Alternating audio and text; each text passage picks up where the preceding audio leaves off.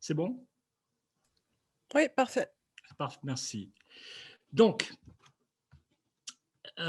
vous le savez aujourd'hui, bon, la question de l'évaluation, outre je dirais, sa portée politique, sociale,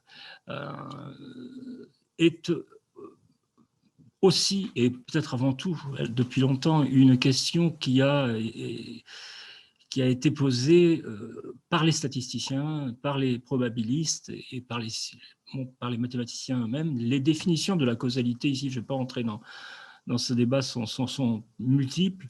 Je vais simplement prendre un cadre très général dans lequel on suppose qu'il y a, qu'on intervienne à un moment donné, soit par le biais d'une politique, d'un dispositif, dans le cadre d'une école, pour l'industrie, pour les ménages, pour les salariés, par exemple, par des politiques de formation, par des politiques éducatives, par des politiques d'impôts, etc. Et on veut savoir si ces politiques ont été efficaces, au moins du point de vue et on s'en tiendra là aujourd'hui, du point de vue de ceux qui sont supposés en bénéficier, c'est-à-dire, par exemple, des étudiants, des salariés, des entreprises, etc. Je n'aborderai pas la question évidemment plus générale qui va au-delà de la question de l'évaluation d'impact, de l'analyse coût-bénéfice de la plupart de ces politiques. J'ai travaillé pour France Stratégie à la rédaction d'un rapport sur ces questions-là, qui sont d'ailleurs fort complexes et parfois qui n'ont pas de solution immédiate, mais en tout cas qui doivent être posées et qui sont bien sûr, je dirais, l'aval de ces questions d'évaluation. Alors l'évaluation aujourd'hui, elle concerne à peu près tous les domaines, je dirais, de la science sociale ou des sciences sociales, qu'il s'agisse des questions de santé, d'éducation, d'emploi, qui sont bien sûr en ce moment au cœur de l'actualité. Il faut savoir que ces questions liées à l'évaluation, ou plus exactement à la mesure de la causalité et de ce que l'on appelle l'effet causal d'une intervention, sont au cœur aujourd'hui de la réflexion statistique, bien qu'elles aient été développées pour la plupart ces dernières années. C'est-à-dire que là, pendant longtemps, la statistique a eu d'autres, et elle continue d'avoir d'autres préoccupations, notamment en matière d'estimation, de méthodes d'estimation, dirons-nous, enfin, assez sophistiquées. Mais la question de la causalité, ou plus exactement de son traitement statistique, est plus récent. Alors le principe est très simple. Le principe est très simple, il est connu depuis longtemps. Lorsque l'on veut mesurer un effet causal, il faut au moins disposer de deux groupes, de personnes, d'individus, d'entreprises, d'étudiants, supposons. Un groupe cible, c'est-à-dire un groupe qui va bénéficier, un groupe d'individus ou d'unités, disons, statistiques, qui va bénéficier de la mesure, et puis un groupe qui n'en bénéficiera pas. On l'appelle généralement le groupe témoin. Le problème, c'est que lorsque l'on s'intéresse, en particulier en sciences sociales, au comportement des agents, des acteurs, appelons-les agents si on est économiste, acteurs si on est sociologue,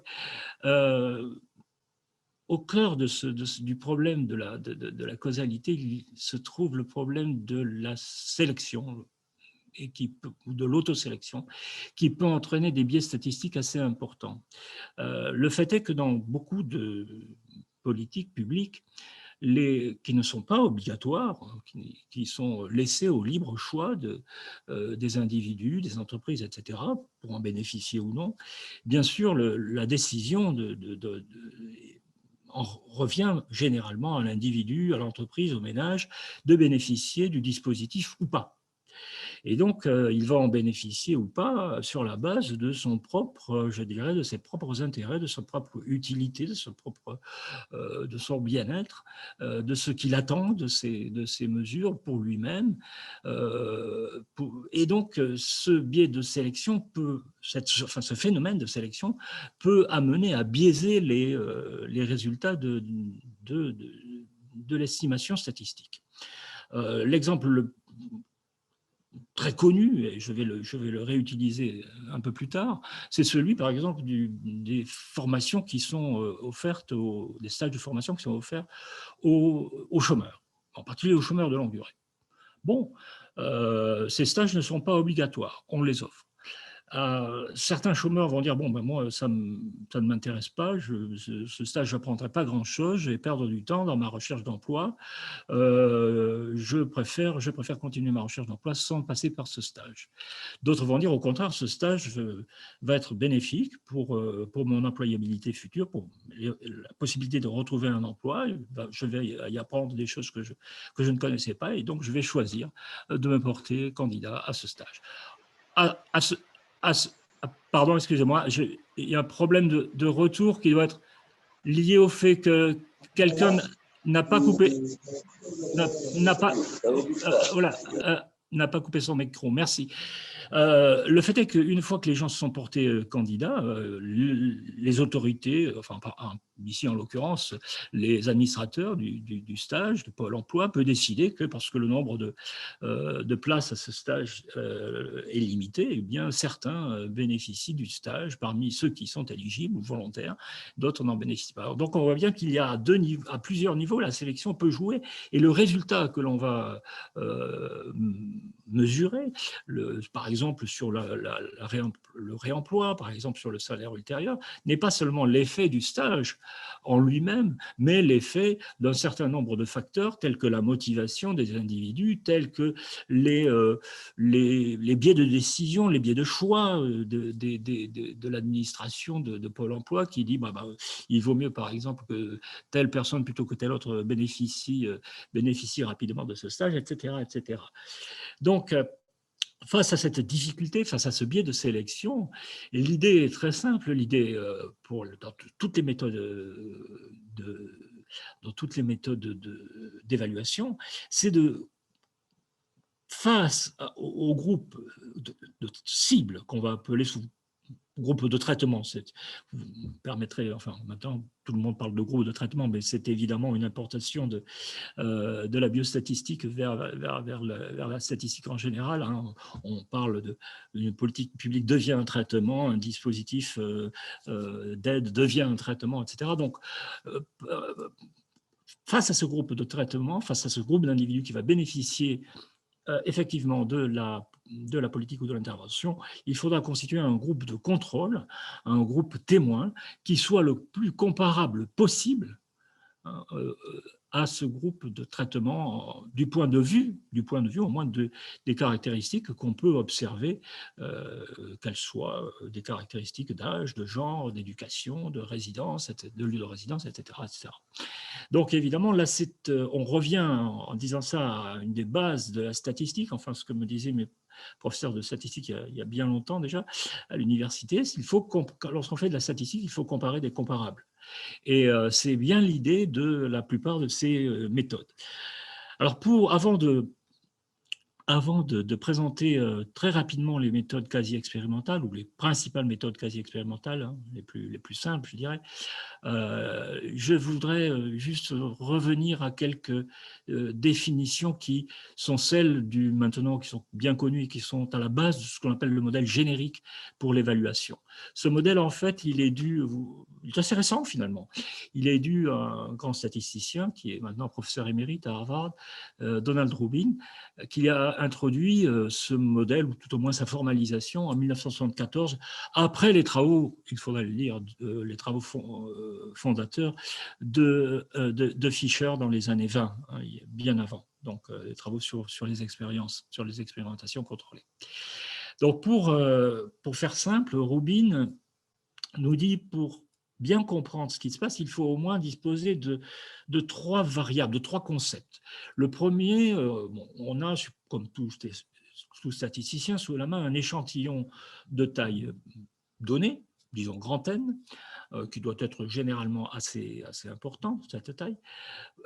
Nous observons donc pour ces individus le fait, qu'ils soient éligibles, qu'ils sont éligibles au dispositif ou à la politique publique ou à la politique éducative que l'on veut mettre en place. Et puis, on observe un certain nombre de caractéristiques, comme je l'ai dit, leur âge, leur revenu, leur genre, leur niveau d'éducation, etc., etc.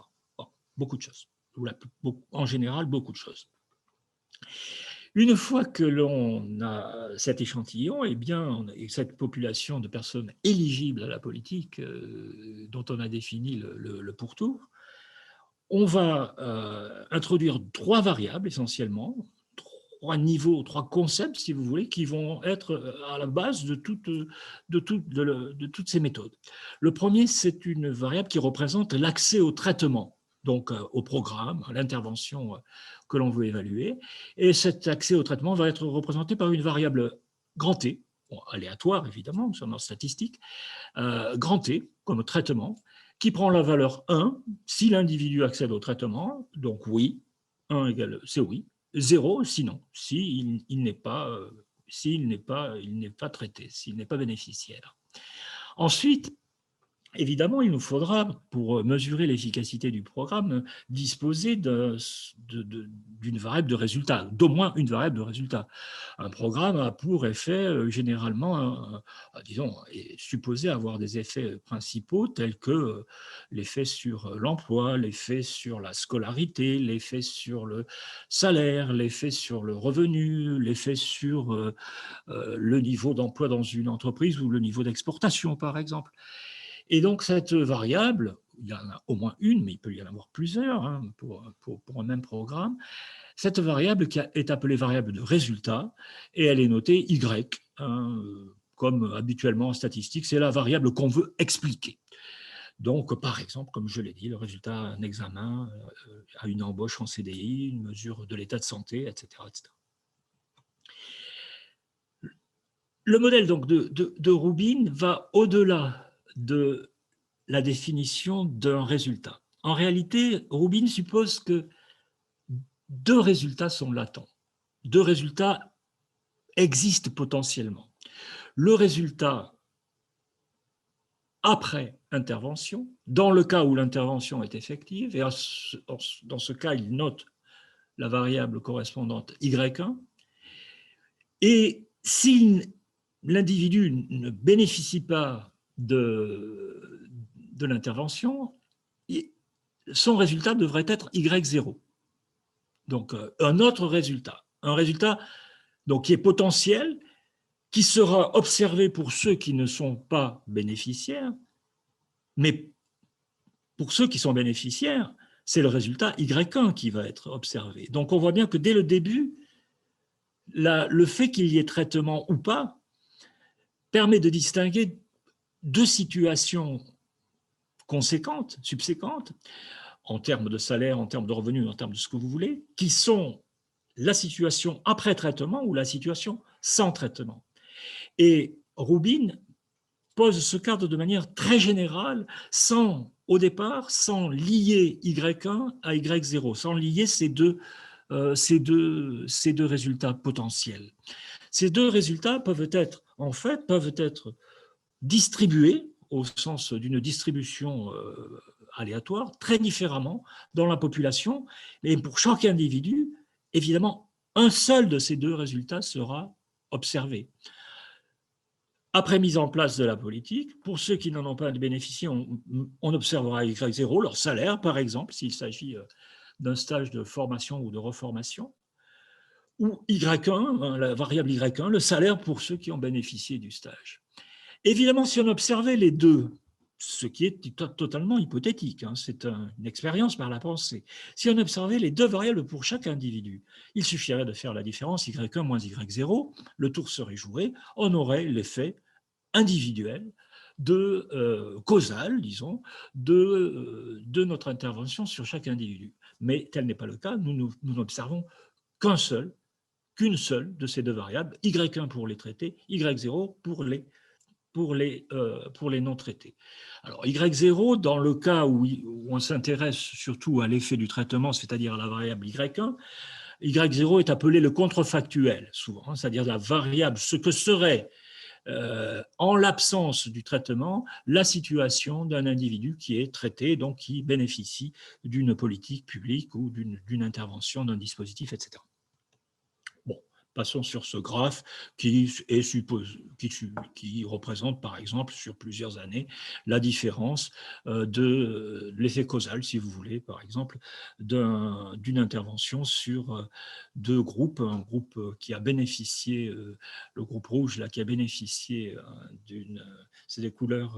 je n'ai pas choisi ces couleurs en fonction de l'actualité, rouge ou bleu, mais de fait, le groupe rouge bénéficie du groupe de l'intervention par rapport au groupe de contrôle, le groupe bleu, qui n'en bénéficie pas. Et vous voyez sur ce graphique qu'on peut en général essayer de voir si ce différentiel persiste au cours du temps.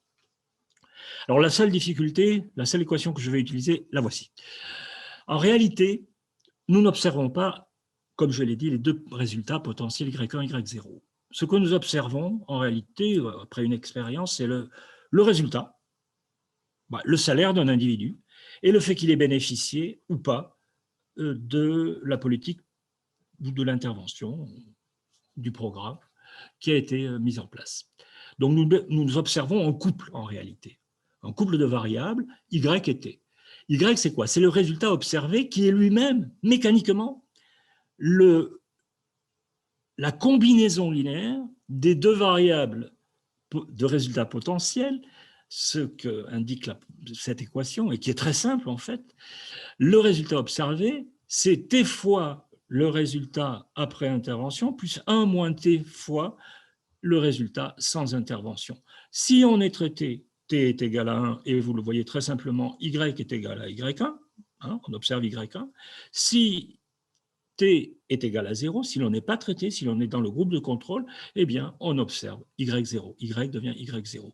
Donc, cette façon de représenter le résultat observé est une équation compacte, bien sûr, qui va permettre de manipuler ensuite, dans la plupart des développements mathématiques, les relations qui permettent d'obtenir les estimateurs souhaités. L'effet causal, ce qu'on appelle l'effet causal du traitement, c'est, rappelons-le, la différence entre ces deux variables, Y1 moins Y0, pour chaque individu.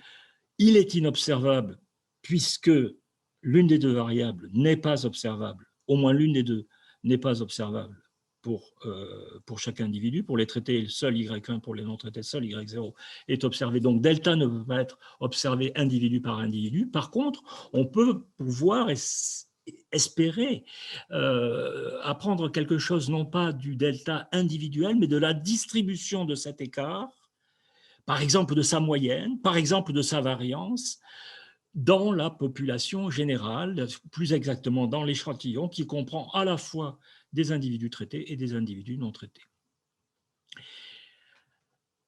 Il faut pour cela, avant d'introduire les méthodes, rappeler quels sont les paramètres d'intérêt les plus fréquemment utilisés dans la littérature sur l'évaluation. Donc, à la base, nous avons un triplet. Enfin, à la base, dans le modèle de Rubin, il y a ce triplet, Y0, Y1, YT, et de ce triplet, nous n'observons que deux éléments qui sont une fonction de ces trois variables, finalement, le résultat observé, Y, et le fait que l'individu était traité ou pas. Le premier, alors, et on va voir ici qu'on va restreindre de fait, comme je le disais, non même pas à la distribution, mais à certains moments de la distribution de l'effet causal. Le premier paramètre d'intérêt, celui que l'on aimerait bien estimer dans beaucoup de cas, c'est l'effet moyen du traitement dans la population en général. Par exemple, l'effet moyen d'un accroissement d'une année de scolarité obligatoire dans la population. Cet effet moyen, bon, en anglais c'est l'average treatment effect, donc qui explique que souvent on le note ATE, c'est tout simplement la moyenne, bon, en réalité, c'est l'espérance mathématique, mais j'essaie de faire simple ici, et je préfère utiliser des termes que tout le monde comprendra, la moyenne théorique entre Y1 et Y0, enfin plus exactement la moyenne de la différence Y1 moins Y0 dans la population. Qu'est-ce que ça représente? Ça représente l'effet qu'aurait cette politique publique, supposons l'accroissement d'une année de scolarité obligatoire pour un individu aléatoirement choisi, aléatoirement extrait de la population après mise en place de la politique. Bon, évidemment, ce paramètre d'intérêt est très ambitieux et il est généralement difficile à estimer, à identifier à partir d'une méthode d'évaluation. Dans la plupart des cas, les statisticiens sont un peu moins ambitieux et ils préfèrent s'intéresser à ce qu'on appelle l'effet moyen du traitement dans la population des individus traités, c'est-à-dire l'effet moyen du traitement pour les traités, pour ceux qui bénéficient effectivement du traitement. Et donc, cet average treatment effect on the treated, qui va être noté, c'est la notation, je dirais presque maintenant, universelle, ce delta ATT, c'est la moyenne de cette différence entre, non pas pour un individu, mais pour tous les individus du groupe de traités, du groupe cible. C'est-à-dire dans le groupe cible, quelle est la moyenne de la différence entre Y1 moins Y0. Bon, en général, il est très difficile d'avoir évidemment une estimation consistante, cohérente de ces deux paramètres. Pourquoi? Parce que n'observant pas les différences Y1 moins Y0 pour chaque individu, donc n'observant pas les distributions complètes de Y1 et de Y0 dans la population, on ne peut pas, en théorie, calculer une moyenne, une variance ou ce que vous voulez à partir des distributions que l'on n'identifie pas. Il y a un cas, par contre, maintenant, qui est bien connu, c'est celui qui est utilisé dans les randomisations, dans les expériences contrôlées, où l'on peut identifier ces deux paramètres. C'est le cas où le traitement, enfin, ou plus exactement, l'affectation des individus, des unités statistiques, que ce soit des personnes ou des entreprises, au traitement, à la politique publique, ce traitement soit indépendant des variables de résultats Y0 et Y1. Le cas, pour le dire très simplement, le cas le plus simple, dans lequel il y a indépendance au sens stochastique, indépendance totale entre cette variable de traitement, d'affectation au traitement et ces variables de résultats, c'est le cas où l'on affecte de manière aléatoire, par tirage au sort, par une loterie si vous préférez, les individus éligibles à un groupe témoin, au groupe témoin ou au groupe cible. D'accord? Et dans ce cas-là, eh bien, il se trouve que les quatre équations du bas l'expriment, le montrent, les deux paramètres d'intérêt sont facilement identifiables. Ils sont facilement identifiables et donc estimables, et donc calculables, tout simplement en faisant la moyenne des résultats de la variable de résultat Y1 dans le groupe de traitement moins la moyenne des résultats dans le groupe de contrôle, eh bien, on a un estimateur à la fois pour l'effet moyen du traitement dans la population, l'ATE, et ou l'effet moyen du traitement sur les traités, qui se trouve être, dans le cas d'une randomisation, égaux, les mêmes. Donc, si la randomisation permet, ou plus exactement, si la décorrélation, pour le dire simplement, entre l'affectation au traitement et les résultats est assurée, pas de problème, on arrive, bon, il y a des difficultés bien sûr, mais pour le dire très simplement, on peut identifier ces deux paramètres d'intérêt. Et le premier, quand même, malgré tout, pose le problème que d'autres ont dû évoquer durant ce séminaire, qui est celui, pour l'effet moyen du traitement dans la population, de la validité externe des expériences contrôlées.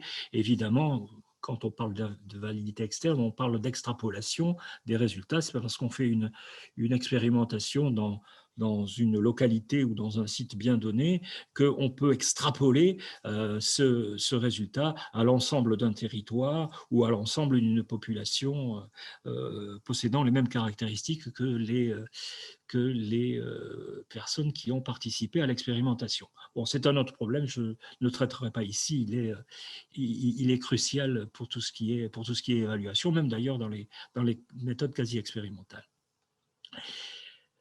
Juste une petite remarque à ce niveau-là.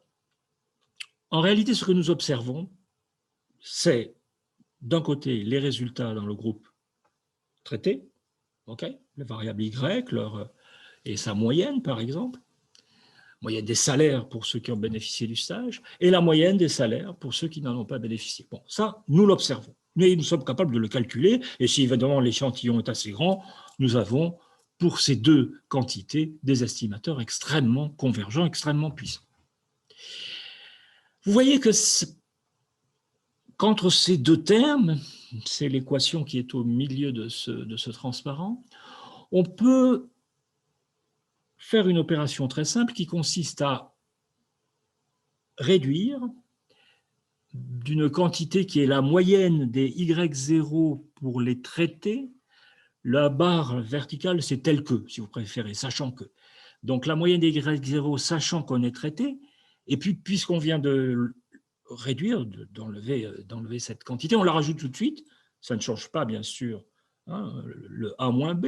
A-B, on fait tout simplement A moins C plus C moins B, on enlève, on rajoute tout de suite.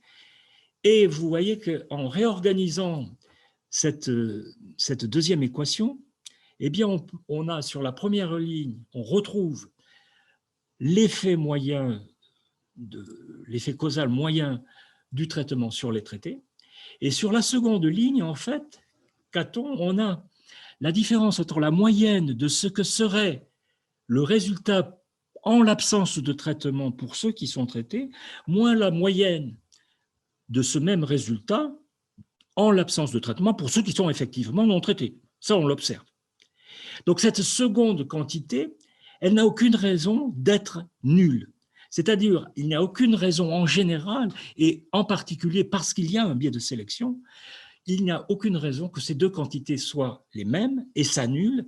Et donc, ce biais de sélection, pourquoi ? Parce que, comme je le disais, pour ceux qui choisissent un stage, en l'absence de ce stage, parce qu'ils sont motivés, parce qu'ils ont des caractéristiques particulières, leur salaire en l'absence du stage, ou leur salaire moyen en l'absence du stage, serait différent du salaire moyen de ceux qui ne choisissent pas de faire le stage. Il n'y a aucune raison de penser qu'il le serait. Et donc ce biais de sélection et cette différence, cette seconde différence, et ce terme que l'on va essayer de minimiser, de contrôler, voire de réduire, d'annuler dans la plupart des méthodes que nous allons présenter maintenant. Alors, le principe des expérimentations contrôlées, j'en ai parlé, je ne veux pas en reparler parce que je serais trop long, mais l'idée étant ici de s'affranchir de biais de sélection. La façon la plus simple de le faire, c'est d'affecter de manière aléatoire pour un groupe de personnes éligibles et volontaires à l'expérience, disons la moitié à un groupe de contrôle qui ne recevra pas le traitement, qui ne bénéficiera pas de la politique éducative ou de l'intervention publique ou du crédit d'impôt, si vous préférez, et de l'autre qui est plutôt d'affecter à l'autre groupe, au groupe de traitement, ceux qui en bénéficient. Et dans ces cas-là, une simple différence permet de mesurer, comme je l'ai dit, à la fois l'effet moyen du traitement dans la population, l'ATE, et l'effet moyen du traitement sur les traités qui sont identiques dans ce cas-là. Donc, cette décorrélation et cette randomisation, si vous préférez, est le cœur même et le principe même des expériences contrôlées. Bon, il y aurait beaucoup de choses à dire, un cours entier à faire sur l'expérimentation contrôlée, parce que ce n'est pas aussi simple que ça, mais le principe est là. avec mes collègues Carlo Baron et Clément Pingre, Carlo Baron étant maintenant dirigeant l'axe politique éducatif du LIEP, étant aussi professeur de sociologie à Sciences Po, et Clément Pingre étant affilié au LIEP, nous avons conduit une expérience contrôlée sur la lecture partagée ou la lecture parentale, si vous préférez, dont vous pourrez trouver les résultats dans un policy brief du LIEP, mais aussi dans un rapport un peu plus complet qui ont été publiés en septembre 2019. Bon, évidemment, c'est une publicité un petit peu gratuite, je l'avoue, mais la littérature est très fournie en ce qui concerne les expérimentations contrôlées, mais là, c'est une expérience simple qui a été menée à Paris dans des écoles maternelles et qui vous permettra de comprendre assez simplement, je pense, le principe. Alors voyons maintenant le pourquoi des méthodes quasi expérimentales et ce que sont ces principales méthodes quasi expérimentales.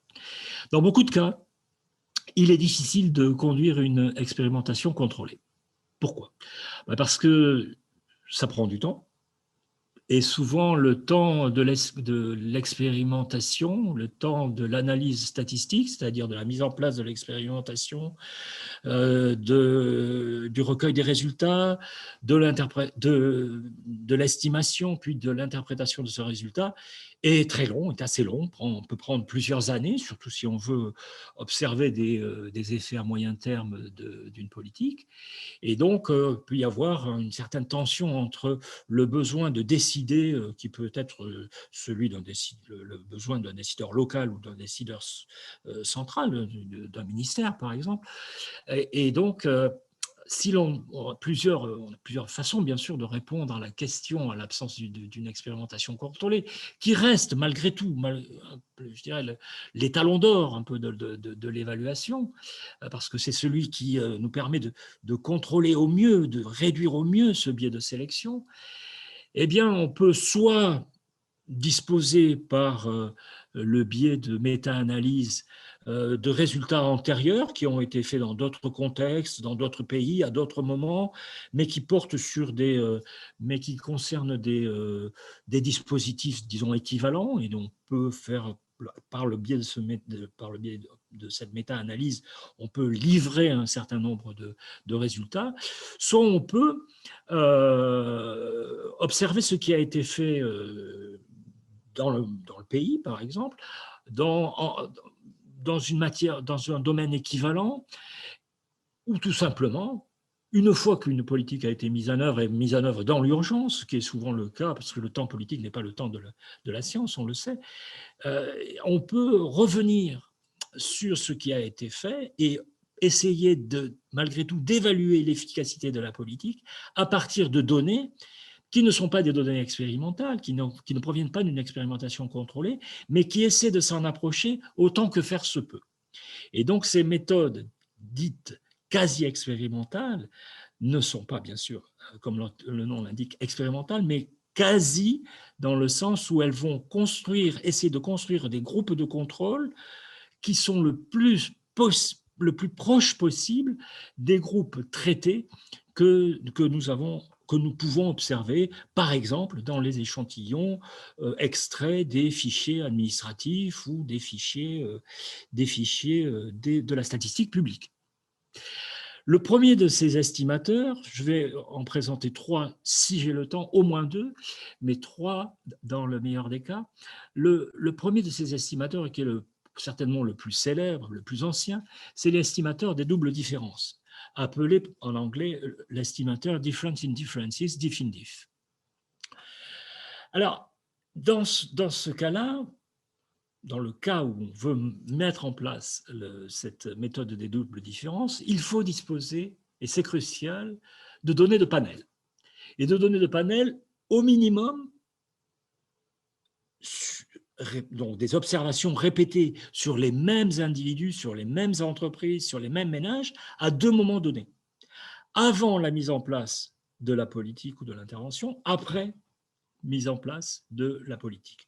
Et dans un cadre encore plus idéal, il faudra disposer de données répétées bien avant, plusieurs périodes, si vous voulez, avant mise en œuvre de la politique et plusieurs périodes après la mise en œuvre de cette politique pour savoir si les effets de cette politique publique ou de cette intervention persistent.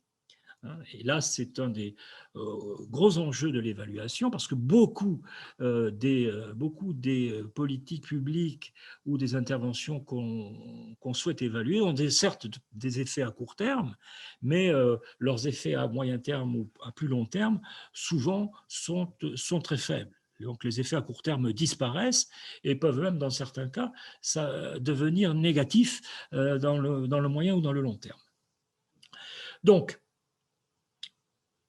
la terminologie ne change pas. Nous avons au moins 2 dates et nous avons dans ce cadre-là 2 groupes. Un groupe de contrôle qui ne bénéficie pas ou qui n'a pas bénéficié de la politique publique et un groupe de traitement, un groupe donc cible qui a pu en bénéficier.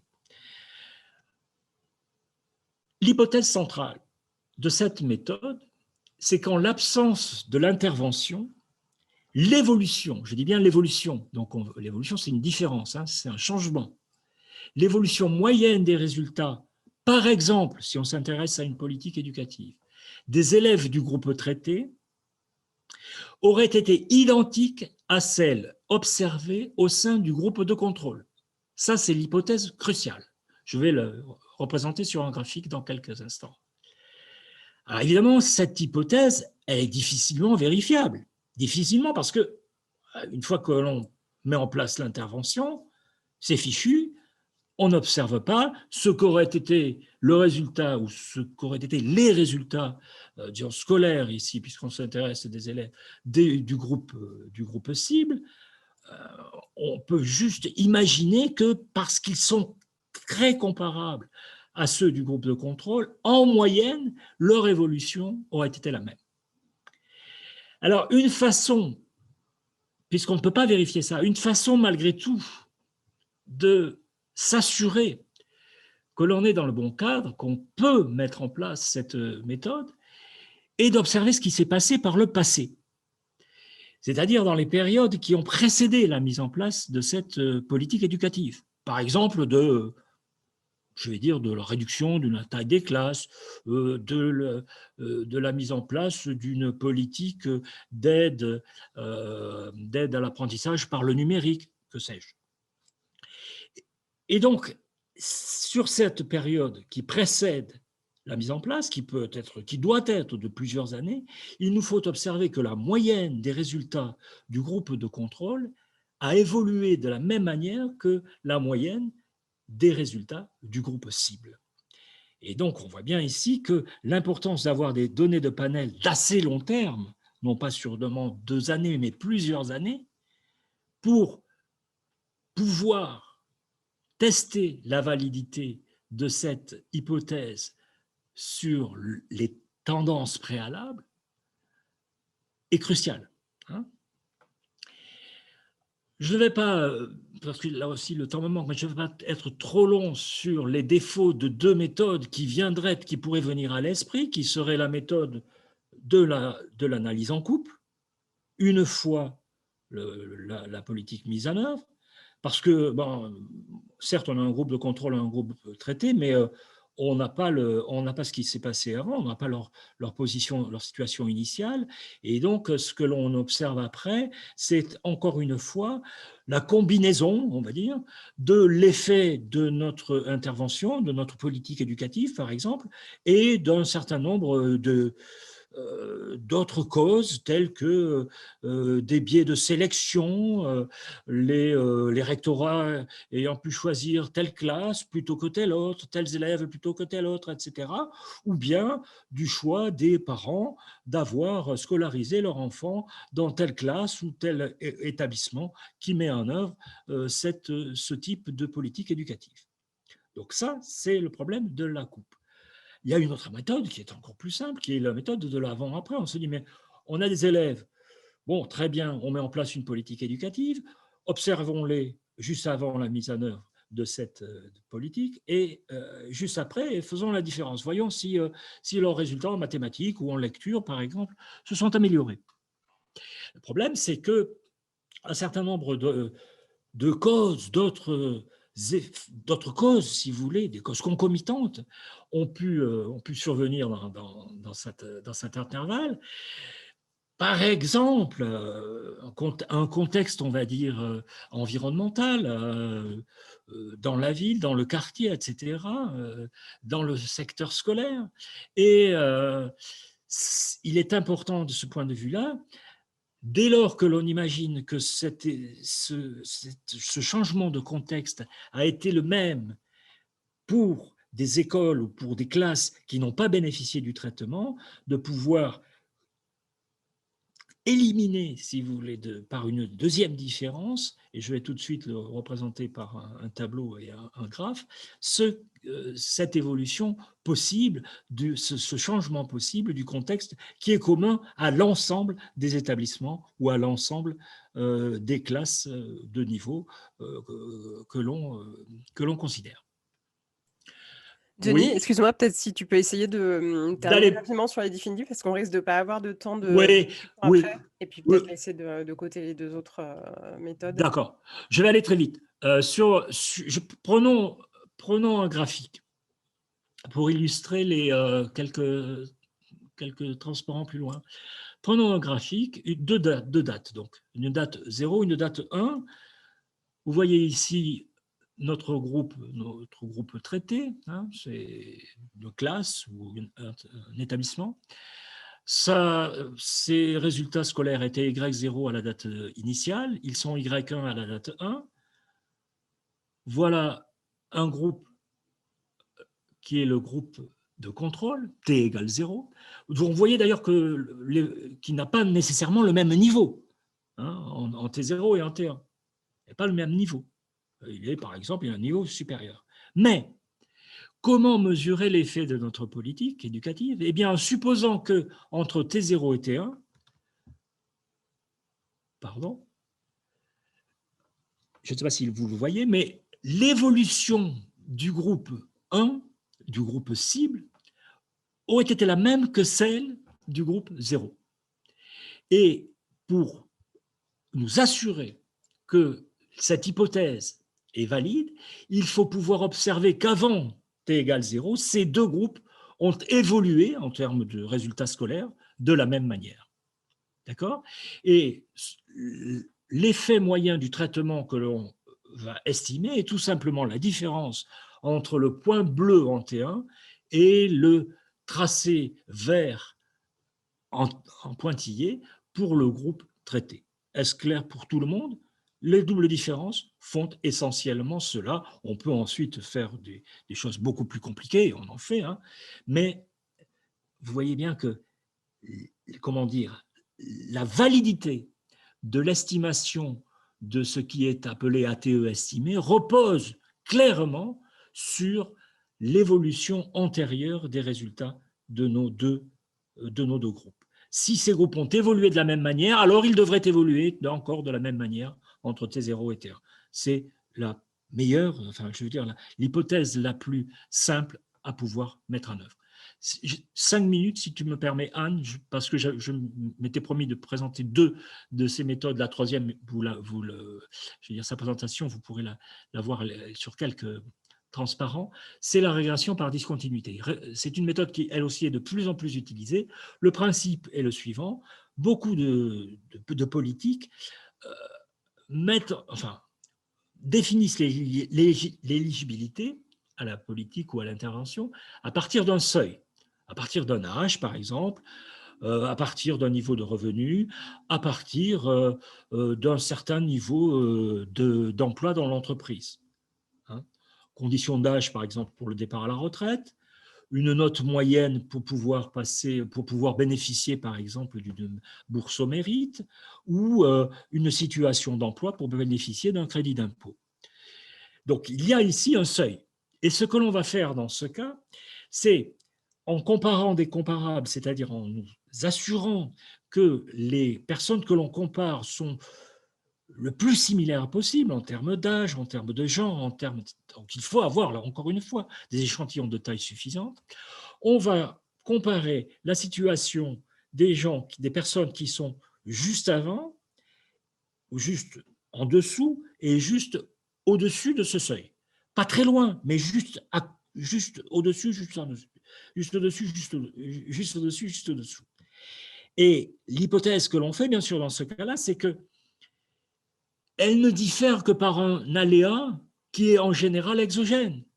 Bon, si vous mettez la barre, par exemple, pour l'obtention d'une bourse à 16, bon, certains vont avoir 15,9, d'autres 16,02, et ce 16,02 est souvent très aléatoire, c'est-à-dire ne dépend pas forcément de la capacité de votre étudiant ou de votre étudiante à résoudre les problèmes que vous lui avez posés. Il dépend de beaucoup de choses, de l'état de santé, du fait que notre étudiant était plus ou moins fatigué ce jour-là, etc., etc. Donc, en utilisant cette hypothèse de quasi-similitude, quasi-similarité, si vous voulez, des personnes qui sont autour du seuil, on va tout simplement, comme sur ce graphique, celui-ci peut-être est plus simple, on va mesurer par la flèche la flèche noire qui est sur le graphique de droite, l'effet local, je dis bien local, au voisinage du seuil de la politique considérée. Prenons ici, c'est le cas le plus simple, c'est la première fois que cette régression par discontinuité a été introduite en sciences sociales. Ce sont des sociologues qui l'ont fait, Cook et Campbell, non pas des économistes, sur l'effet de l'obtention des bourses au mérite pour les étudiants aux États-Unis. Évidemment, en l'absence d'une intervention, qu'est-ce qu'on observe? C'est que bon, on a un nuage de points et des gens qui avaient des scores très élevés à la fin de l'année, des moyennes de notes très élevées à la fin de l'année T-1, vont avoir également, dans la plupart des cas, des moyennes élevées l'année T. Donc, qu'est-ce qu'on va faire? C'est qu'on va accorder des bourses à des gens à des étudiants ou des étudiantes qui ont un score l'année T-1 supérieur, vous le voyez ici, à 50, quelque chose comme ça. D'accord? Et on observe une fois cette politique mise en place, on observe la différence entre le score moyen à la fin de l'année suivante, pour ceux qui ont bénéficié de la bourse, et juste après, je dirais, juste au-dessus de ce seuil, et juste en dessous pour ceux qui n'en ont pas bénéficié. Et cet effet causal de la bourse, et qui peut être plus ou moins grand, bon, il y a des difficultés là aussi, peut être mesuré de manière très précise, et si l'échantillon est assez grand même, de manière significative. L'effet peut être plus ou moins grand, la politique peut avoir plus ou moins d'effet sur le résultat espéré, mais le principe est très simple. Je finis, c'est promis, sur l'exemple extrêmement connu du papier de Sandra Black qui a été répliqué par Julien Grenet et Gabriel Fac pour Paris, qui est l'effet de la sectorisation scolaire sur les prix de l'immobilier. Sandra Black a des données extrêmement précises sur les secteurs scolaires, sur la carte scolaire de Boston, et ce qu'elle fait, c'est comparer les prix à l'achat, ou même à la location, je crois, mais à l'achat des appartements qui sont situés vraiment au voisinage, au quasi-voisinage des frontières de la carte scolaire. Alors voilà, par exemple, un exemple d'un quartier de Boston avec sa carte scolaire. Ce qu'elle fait, donc, c'est qu'elle a beaucoup de données sur plusieurs années, et elle observe donc non seulement le prix d'achat pour des appartements de même qualité, bien sûr. Elle contrôle pour la taille, pour l'ancienneté, pour le confort de ces différents types d'appartements. Elle met ça en relation avec la qualité de l'école de secteur, de l'école publique de secteur, qui appartient, donc qui est incluse au sein de chacun de ces secteurs dessinés par cette carte. Vous voyez qu'il y a ici 7 secteurs. Et elle a pour cela les notes moyennes des élèves de ces écoles année par année. Et qu'est-ce qu'elle conclut de cette enquête, de ce travail? Et c'est à peu près d'ailleurs un résultat qui est qu'on retrouve dans l'étude de Fac et Grenet sur la carte scolaire parisienne, c'est que les parents sont prêts à payer 2% plus cher. Alors 2%, c'est pas énorme même, enfin 2% plus cher, des appartements qui sont situés dans des secteurs où les écoles élémentaires ont des résultats de 5%. Là aussi, ce n'est pas énorme, mais bon, c'est encore une fois, hein, c'est une mesure qui est très précise au sens statistique, de 5% supérieure à la moyenne. Bon, voilà un exemple, parmi beaucoup d'autres, de la régression avec discontinuité. Je n'aurai pas le temps de présenter la troisième méthode quasi expérimentale, qui est la méthode dite d'appariement ou d'appariement d'échantillons, mais le principe est exposé sur les trois derniers transparents que je vous ai transmis. Merci pour votre écoute, et je suis vraiment désolé d'avoir été aussi long sur cet exposé. Merci beaucoup, Denis, pour cette présentation, effectivement extrêmement didactique, et je pense que ce n'est pas inutile. En tout cas, on est plusieurs à trouver ça extrêmement utile d'avoir ce type de présentation, puisque voilà, on s'adresse à un public interdisciplinaire, interméthode. Je passe tout de suite la parole à José De Souza qui avait une question. Oui, je ne sais pas si vous m'entendez. Oui, c'est bon. Oui. Bonjour Denis, merci pour ta présentation. Bonjour. Je suis économiste et j'aurais adoré en tant qu'étudiant avoir une présentation aussi didactique de problèmes si compliqués. Alors moi j'avais deux petites questions. La première c'est parfois il y a des cas qui ne sont pas aussi simples où tous les individus sont traités, et par exemple pour les politiques de genre dans les entreprises et les conseils d'administration, supposons une politique qui dise voilà, il y a 50% d'hommes et 50% de femmes. Certaines entreprises ont 0% de femmes dans leur conseil, d'autres beaucoup plus. Donc, est-ce qu'il est possible d'utiliser, par exemple, le groupe traité, les entreprises où il y a 0% versus le groupe non traité de contrôle qui serait d'entreprises où on est proche des 50%? Et ma deuxième question, ça concerne les problèmes d'attrition. Parfois, il y a des personnes qui disparaissent dans les groupes de contrôle ou dans les groupes traités. Et comment faire? Comment résoudre ces problèmes? Merci. Merci José. Je vais répondre d'abord à la seconde question parce qu'elle est. Est-ce que tu m'entends bien? Oui, très bien. Ouais. Parce qu'elle est plus simple en fait que la première. Pour la plupart de ces méthodes, dans la plupart de ces méthodes, le biais, ce que tu appelles le biais d'attrition, c'est le fait que certains des individus ne sont plus suivis pour des tas de raisons, parce qu'ils changent d'adresse, parce que, notamment dans les expériences contrôlées. C'est un véritable problème, et notamment en biologie, parce que les effets, par exemple, les effets secondaires d'un traitement sont très importants. Ils arrêtent de prendre le traitement en cours de traitement, j'ai envie de dire. Donc, ils ne vont pas jusqu'au terme du traitement qui peut durer 6 mois, 1 an, qui est parfois très long.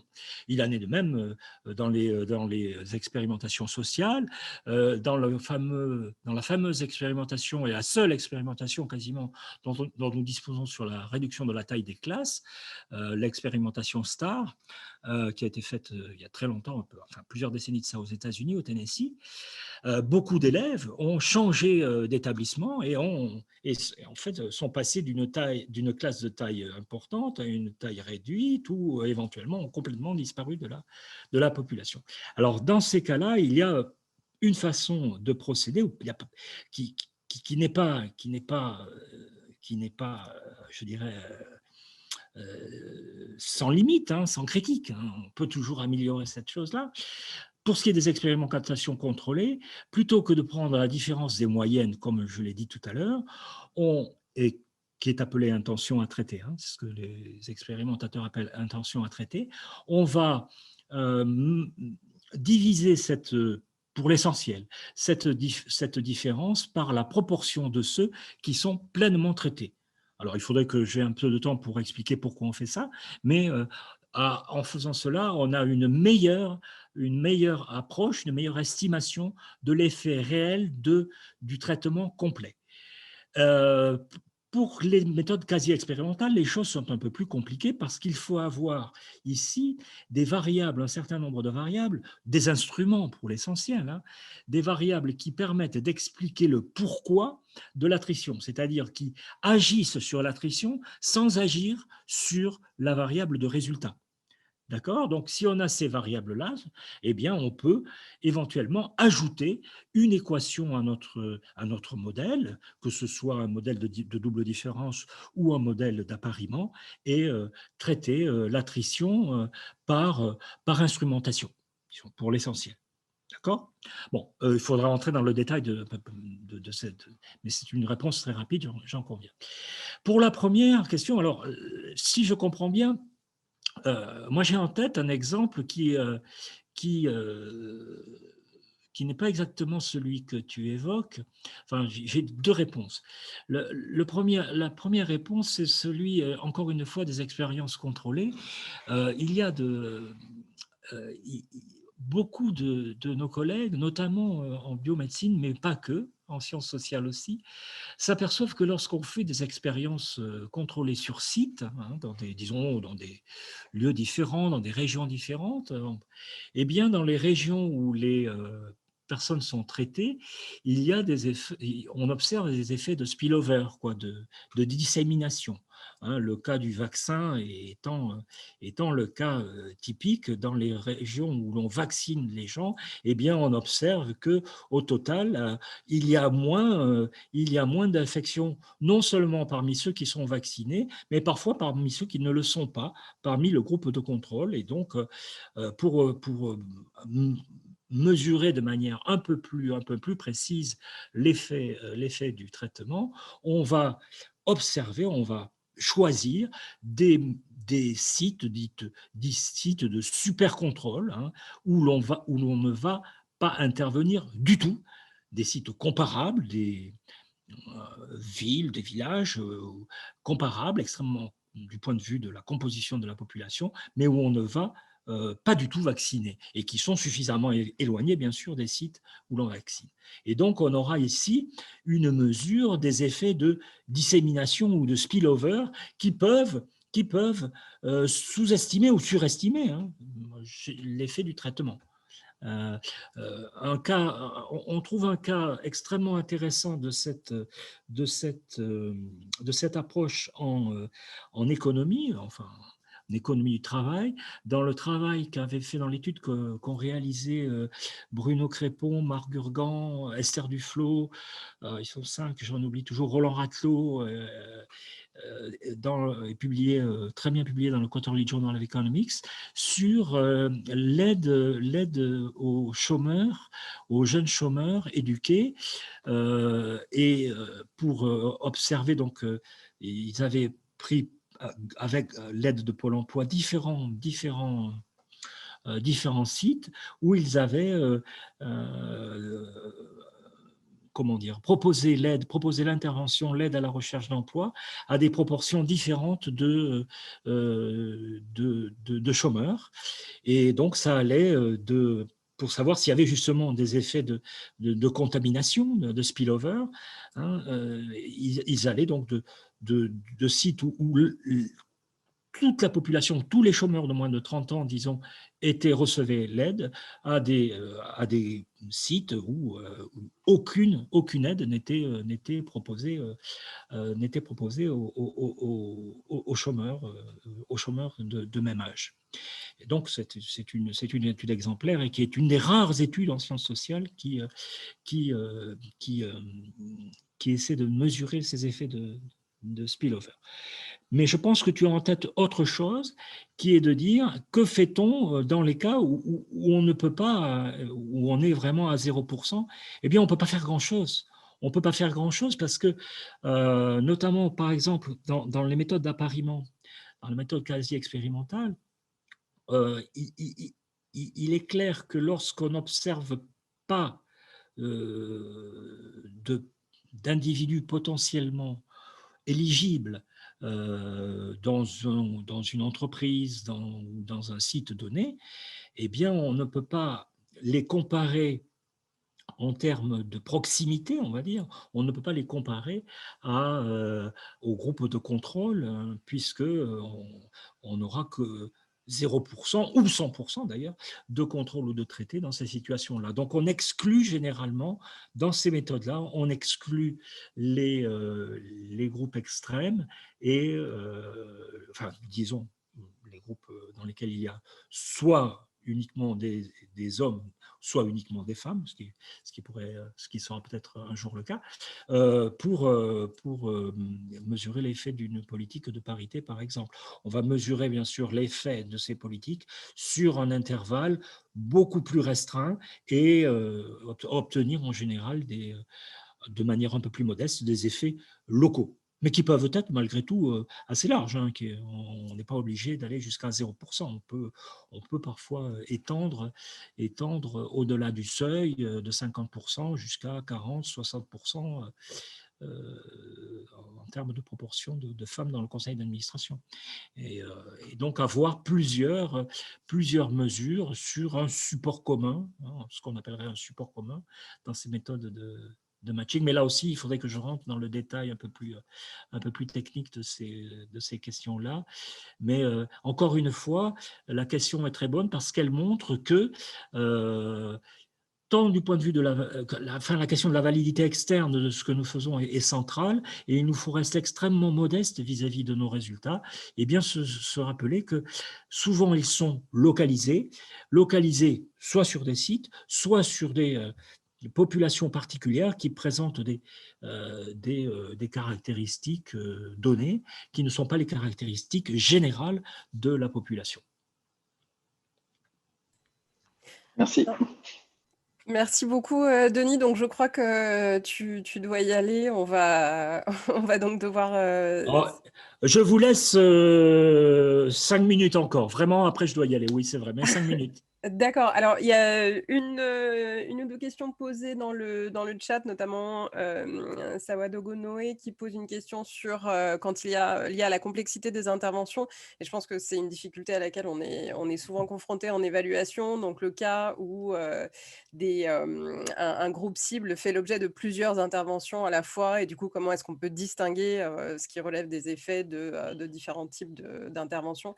J'avais aussi en tête la situation où les objectifs d'une intervention publique ne sont pas toujours clairs et du coup, la mesure de l'efficacité n'est pas évidente. Donc, je ne sais pas si tu veux peut-être dire 2 mots sur ce type de difficultés auxquelles on peut être confronté. Oui, alors sur la deuxième, c'est très facile. Hein. Si le politique ne sait pas exactement ce qu'il veut faire, le statisticien peut essayer de le faire parce qu'il a à sa disposition un certain nombre de variables qu'il considère comme pertinentes du point de vue de la discipline, c'est-à-dire, je sais pas moi, le salaire, l'emploi, la santé, le statut matrimonial, que sais-je, enfin bon. Et s'il a ces données-là dans sa base, il peut au moins essayer de dire quelque chose sur ces variables-là, savoir si elles ont été affectées ou pas par la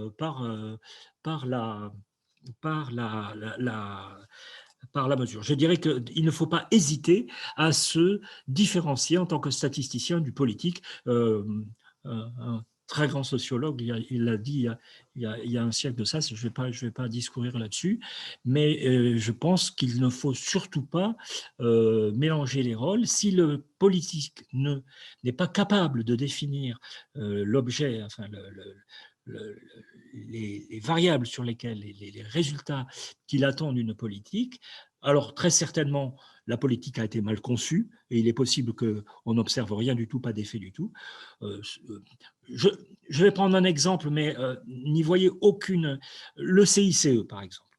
Le CICE était une politique qui était conçue de telle manière qu'elle devait avoir des effets sur tout, ou à peu près tout. Mais le problème, c'est qu'elle n'était pas directement centrée et elle n'avait pas pour effet principal d'améliorer, d'accroître l'emploi dans les entreprises. On s'est aperçu qu'elle a eu d'autres effets parce que les statisticiens ont regardé ces effets, ont regardé de près ces effets, notamment sur les marges. D'accord ? Donc, encore une fois, à moins que nous ayons des contraintes qui soient dans le contrat, on on peut et on doit, lorsque l'on a l'accès libre à des données publiques par exemple, on doit, et c'est souvent d'ailleurs très intéressant, parce que certains le font, il y a des papiers qui trouvent des effets qui ne sont pas sous le lampadaire et qui sont très intéressants parfois de certaines politiques. Donc on doit aller chercher, voir si éventuellement d'autres variables, parce que la théorie, parce que l'argumentation rationnelle nous permet d'y penser, d'autres variables ont été affectées par la politique. Sur le cas de plusieurs causes, alors là, bon, on ne va pas revenir à 1000, mais plusieurs causes peuvent avoir le même effet ou un seul effet, c'est vrai. Alors là, il est très difficile, si l'on a une politique qui a plusieurs volets, de faire une seule estimation. L'idéal serait de pouvoir, pour chacun des volets de cette politique, faire l'estimation séparée de ce volet. Si ce n'est pas possible, eh bien, on devra le faire. Dans le cas de la lecture partagée, par exemple, on ne peut pas dire si c'est là, dans le package qu'on offrait aux parents pour qu'ils aident leurs enfants à lire, leurs enfants en bas âge à lire, on ne peut pas dire si c'est tel ou tel effet de notre intervention, par exemple les messages répétés aux parents, les indications qu'on leur donnait, la régularité avec laquelle on leur proposait des livres ou la qualité des livres qu'on leur proposait de lire à leurs enfants, qui a eu l'effet bénéfique qu'on observe. C'est un package. Et dans beaucoup de cas, il faut être assez modeste là aussi et dire qu'on observe que tel package, et c'est souvent le cas, tel mix d'intervention, de causes, provoque tel effet. Après, c'est la méta-analyse, c'est parce que dans d'autres cas, d'autres interventions ont été faites plus précises ou moins précises ou différentes, mais en gros sur le même thème, que l'on peut essayer d'identifier ce qui aurait été tel ou tel effet. Mais c'est vrai que la question que tu poses est une question absolument centrale, et le cadre idéal tel que défini par Mill, une cause égale un effet, ou au plus un effet, est évidemment doit être abordé de manière centrale lorsqu'on fait une évaluation. Bien, merci. Je pense du coup qu'on va s'arrêter là, mais vraiment, je tiens à te remercier sincèrement pour la clarté et l'intérêt de ta présentation. Je pense que c'est une démarche extrêmement utile pour le LIEP, où nous nous efforçons de faire dialoguer différentes méthodes et différentes approches. Et pour cela, c'est vraiment essentiel de bien se connaître. Et donc, je me réjouis de voir aussi parmi les participants des gens qui ne sont pas du tout spécialistes de ces méthodes et qui prennent le temps de mieux les connaître. Donc, je rappelle que donc, le PowerPoint de l'intervention, pour compléter par rapport à ce que tu as présenté, a été diffusé par mail, et j'ai également mis dans le chat, j'ai remis le lien vers ton article, l'article qui sert de support à la présentation. Merci beaucoup à toutes et à tous pour votre participation. Sciences Po.